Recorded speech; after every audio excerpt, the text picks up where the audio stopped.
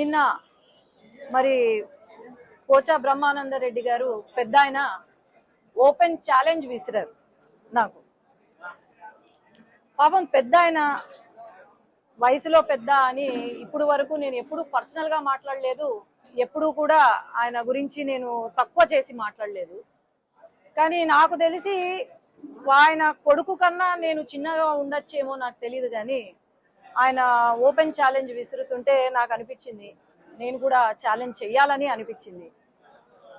ఇప్పుడు వరకు ప్రతి ప్రెస్ మీట్ లో ఒకటే మాట్లాడతారు పోచా బ్రహ్మానందరెడ్డి గారు.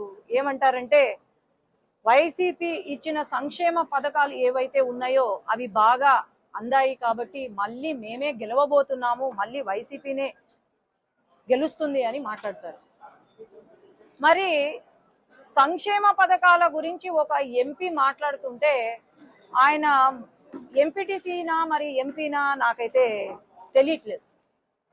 ఎందుకంటే ఒక ఎంపీ అన్నాక పేపర్స్ ఎంపీ అన్నాక ఆయన మాట్లాడిన మాటలు తర్వాత నేను చాలా రీసెర్చ్ చేశాను ఆయన పైన. పాపము ఈడ నంద్యాల పార్లమెంట్ లోనే ఆయన కనిపించట్లేదు, ఏమన్నా ఢిల్లీలో ఉన్నాడేమో ఎంపీ కదా అని అనుకుంటే ఆయన సెషన్స్ కి కూడా పాపము 60% అంట ఆయన అటెండెన్స్ అంట.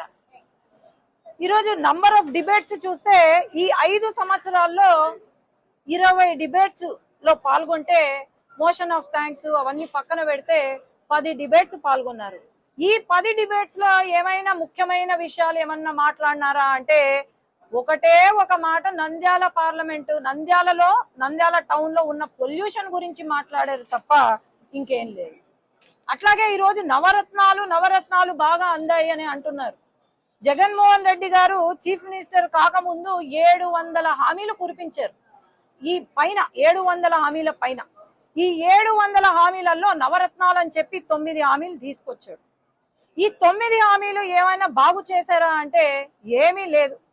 ఈరోజు అమ్మ ఒడి అని చెప్పి ఆనాడు ఏమన్నారు, పిల్లలందరికీ మీకు 15,000 రూపాయలు ఇస్తాము అని అన్నారు.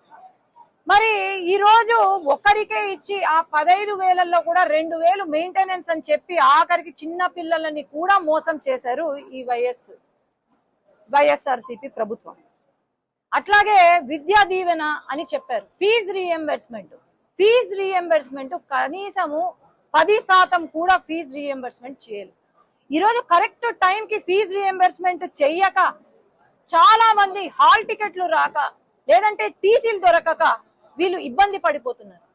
తల్లిదండ్రుల పైన 3,125 కోట్ల రూపాయలు అదనపు భారం ఈ ఫీజు రీఎంబర్స్మెంట్ ద్వారా జరిగింది. అట్లాగే మద్యపాన నిషేధం అని చెప్పారు, ఏర్లై పారుతుంది మద్యం. ఈరోజు రాష్ట్రం నడుస్తుంది అంటే కేవలం వాళ్ళు లిక్కర్ పైన బతుకుతున్నారు, ఇల్లీగల్ మద్యాన్ని అలవాటు చేశారు, లివర్ కిడ్నీలు దొబ్బినాయి. గంజాయి ఎక్కడ పట్టుకున్నా అది మన రాష్ట్రానికి లింక్ అవుతుంది. మరి వీళ్ళ మాట్లాడేది నవరత్నాల గురించి. అట్లాగే ఈరోజు ఎన్నెన్నో ఇళ్ల పట్టాలు 25 లక్షల ఇల్లు ఇస్తామని చెప్పారు, ఎక్కడ పోయినాయన్నా? ఎక్కడో గుట్టలల్లో, చెరువులల్లో, శ్మశానాలలో ఇల్లు ఇచ్చారు. దాదాపు 60% ఎవరికి కూడా ఇల్లు ఇవ్వలేదు. మరి ఇలాంటి నవరత్నాలు ఎవరికైనా బెనిఫిట్ అయినాయా? మీరే చెప్పాలి. ఈనాడు పోచా బ్రహ్మానందరెడ్డి గారు అంటారు అసలు ఆమెకి ఏం తెలుసు, ఆమె ఏమన్నా సేవ చేసిందా అని అంటాడు. మీరు ఎక్కడో ఢిల్లీలోనో మరి ఏ కల్తీ సీడ్ బిజినెస్ చేసుకుంటా బిజీగా ఉన్నట్టున్నారు. మరి నంద్యాలలో మేము ఏం చేసామో మీకు తెలియనట్టుంది. గత 5-6 సంవత్సరాలుగా నేను ప్రత్యక్ష రాజకీయాల్లో ఉన్నాను. జాబ్ క్యాలెండర్ కానీ ఏ చిన్న ఇష్యూ వచ్చినా కూడా నేను ధర్నాలు చేశాను, కేసులు పెట్టించుకున్నాను. యూత్ వింగ్ కి స్టేట్ జనరల్ సెక్రటరీగా ఉన్నా, నంద్యాల పార్లమెంట్ కి జిల్లా అధ్యక్షురాలుగా కూడా పనిచేస్తున్నా.